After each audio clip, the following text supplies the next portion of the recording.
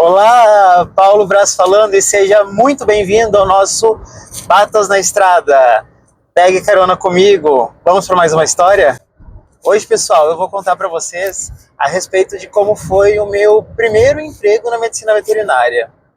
Muitos de vocês devem ter visto o meu vídeo, né, de quando eu falei sobre o início da minha carreira, e eu comecei falando a partir da residência, né? Logo que eu formei, logo em seguida eu comecei o programa de residência.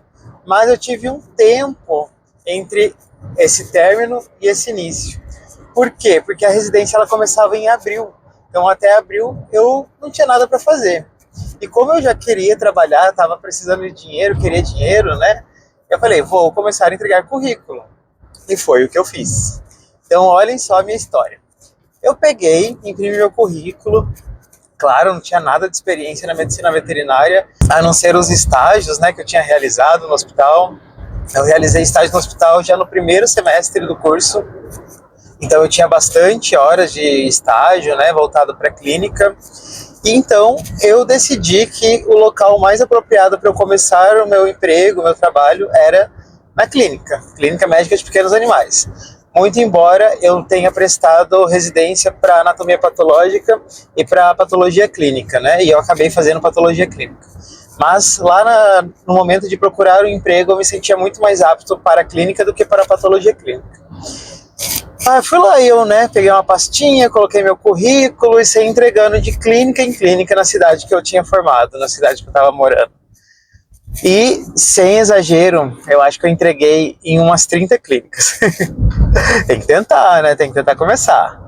E daí, nesse período, ficou mais um mês sem ninguém me ligar. Eu tava triste, né? Achando que eu não ia conseguir nenhum emprego nesse período.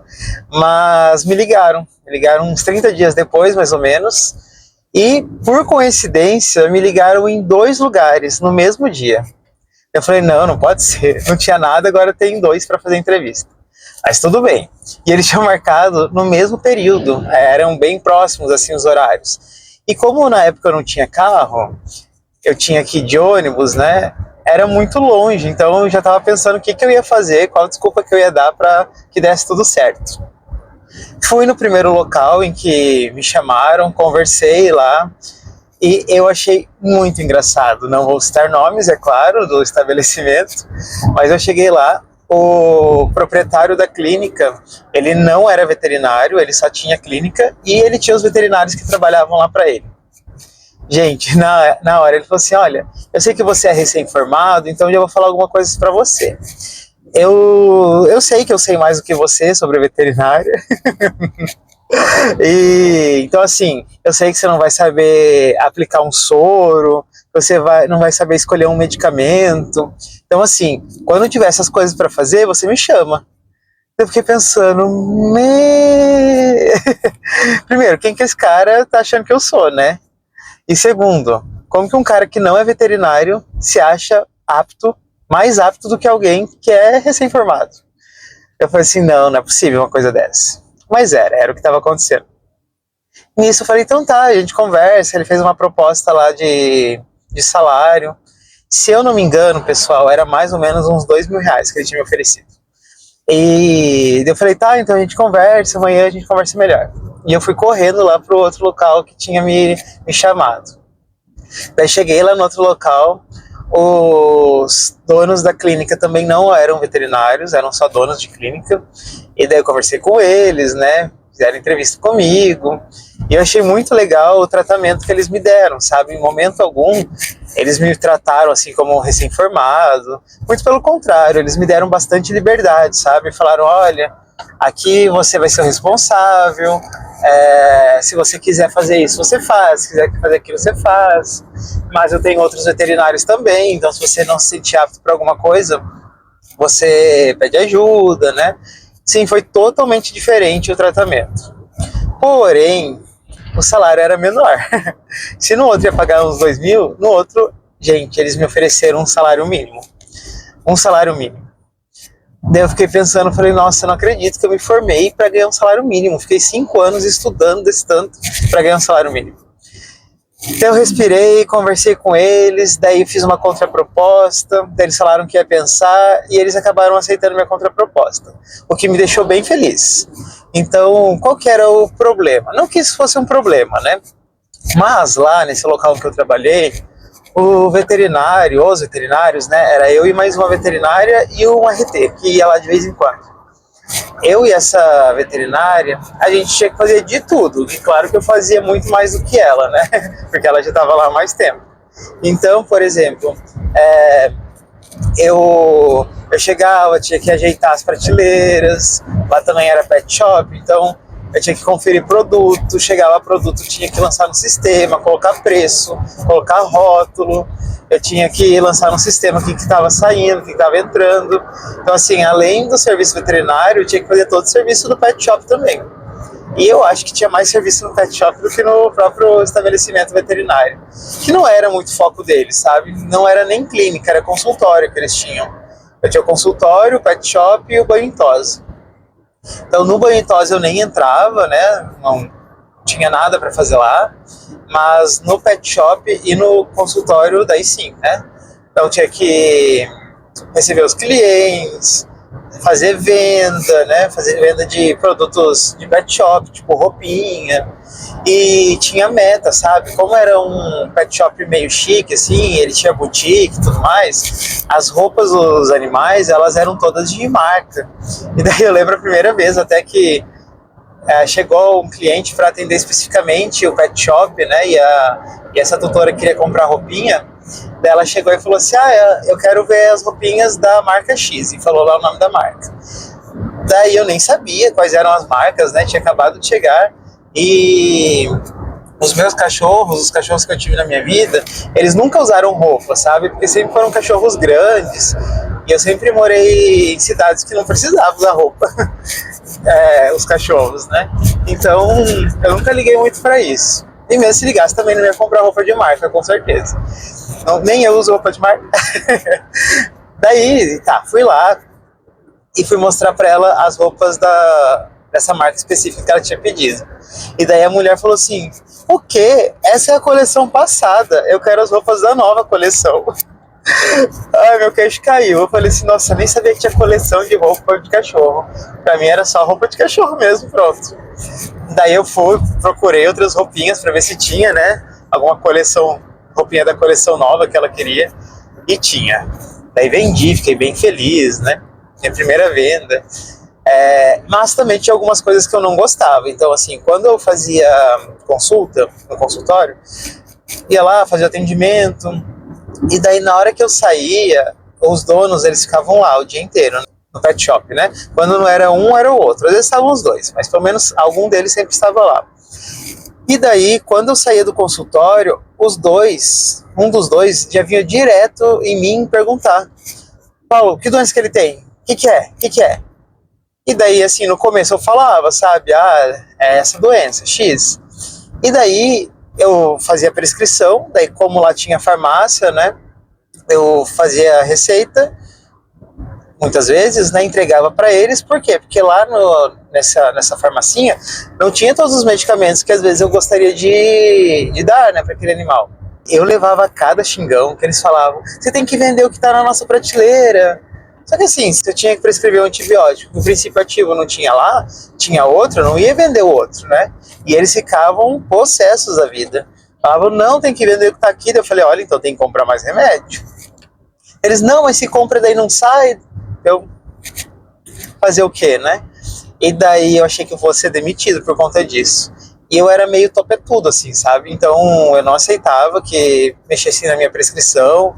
Às vezes eu chegava e falava assim: olha, esse medicamento tem, mas o outro medicamento não tem, então você vai em outro lugar comprar. Daí eles já vinham na hora, quando eles ouviam falar isso, ficavam do meu lado e falavam: mas tem esse daqui, tem esse daqui. Deu: não, mas não é o que tá escrito, pode ir em outro. Eles ficavam pé da vida. E dia de sábado, pra mim era o pior dia, porque era o dia que eu praticamente não fazia nada como veterinário e praticamente ficava recebendo cachorro pro banho em tosa, que toda hora tava chegando cachorro pro banho em tosa. Eu ia lá, recebia, né? Identificava o animal, levava lá pro fundo, onde ficava o pet shop, o banho tosa. E era assim, daí chegava o cliente, queria ração, queria roupinha, né? E assim passava o sábado, e era o sábado o dia inteiro. Então sábado era um dia que eu não gostava de trabalhar, porque eu não gostava de ficar levando o cachorro pro banho tosa. Mas era o que tinha, né, pro momento. E daí eu achei bem legal, porque assim, eu adquiri um pouco de experiência no mercado profissional fora de uma universidade, né? Eu nunca tinha feito nem estágio em clínica ou hospital que não fosse na universidade. E uma outra coisa que eu achei bem legal também, que eu também contei naquele vídeo inicial sobre como que eu segui a minha carreira como veterinário, né? Nessa questão, eu também, quando eu entrei na residência, eles continuaram querendo que eu fosse lá. Então eu contei para vocês, né, que eu fazia plantão, então eu continuei indo lá, fazia atendimento, era bem legal sair da residência para lá, era cansativo? Era, mas como na residência eu ganhava pouco, então era uma oportunidade de dinheiro entrando, né? Na minha época não existiam os programas multiprofissionais, então a bolsa ela era bem baixa. Com isso, pessoal, era legal também porque na residência, no sábado, eu trabalhava só até meio-dia. Então, sábado à tarde eu saía da residência e já ia lá trabalhar. Chegava lá, já tinha uma marmitinha para mim que eles mesmos compravam e eu já começava a trabalhar até o final do dia. Na verdade, eu trabalhava até a noite, porque como eu chegava meio-dia, né? 1 hora da tarde, mais ou menos, eu ia até mais tarde. E, na verdade, os donos dessa clínica, eles pegaram confiança em mim, né, no meu serviço. Então, quando eu ia no sábado, eu trabalhava muito pouco como veterinário. Inclusive, o que eu mais fazia era serviço de computador ali. Então, eu ficava lançando, colocando preço nas coisas, dando baixa, dando saída. Outra coisa que eu fazia bastante é fechamento de caixa no final do dia. Eu ia lá, fechava a caixa, contava, conferia se batia com a venda. E como eles tinham 2 unidades, uma tinha a clínica com o pet shop e o banho tosa, na outra era uma loja agropecuária. Então o que eles faziam? Muitas vezes eles intercambiavam, né, os produtos que eles tinham da agropecuária para a clínica ou da clínica para a agropecuária, conforme ia acabando, né? Então eu também fazia muito isso. Eu olhava no estoque para ver quanto que tinha em cada local, em cada um dos estabelecimentos, e daí no final do dia eu fazia a devolutiva, né, ou a entrega para esse outro estabelecimento. Saía da clínica, ia lá para a agropecuária e levava o que estava faltando. Geralmente era o contrário, né? Eu tinha que ir lá na agropecuária buscar para levar para a clínica. Então, eu ficava até mais ou menos umas 7h30, 8 horas da noite, só em função de organizar toda a clínica. Então, eu fiquei meio que como administrador, sabe? Mas era bem legal, eu gostava. Eu gosto bastante disso, na verdade. Então, foi uma experiência bem grande, né? E depois disso, daí eu fiquei mais uns 6 meses depois de entrar na residência, nesse local.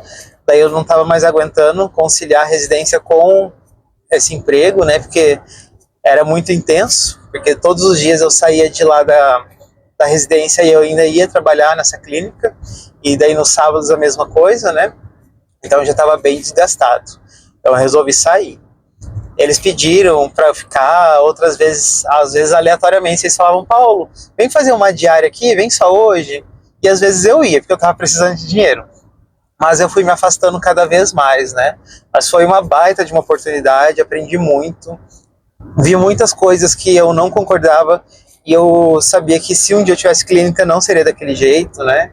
E eu passo isso para os meus alunos hoje em dia, embora eu não dê mais aula de clínica de pequenos, eu dou aula de animais silvestres, né? Mesmo assim, eu passei um período dando aula de clínica e eu conseguia transmitir isso para os alunos, para que eles ficassem atentos a algumas situações, né?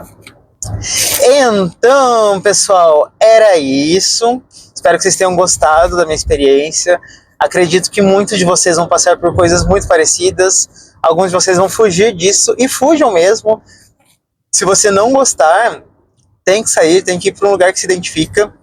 Mas o começo da nossa profissão, ele é bastante difícil. Então, pessoal, continuem me seguindo, inscrevam-se aqui no canal, que nós com certeza iremos trazer novas histórias para vocês. Quero vocês aqui, ó, no banco ao lado, conversando comigo em mais uma viagem aqui no Patas na Estrada. Até mais, pessoal. Um beijo e tchau, tchau.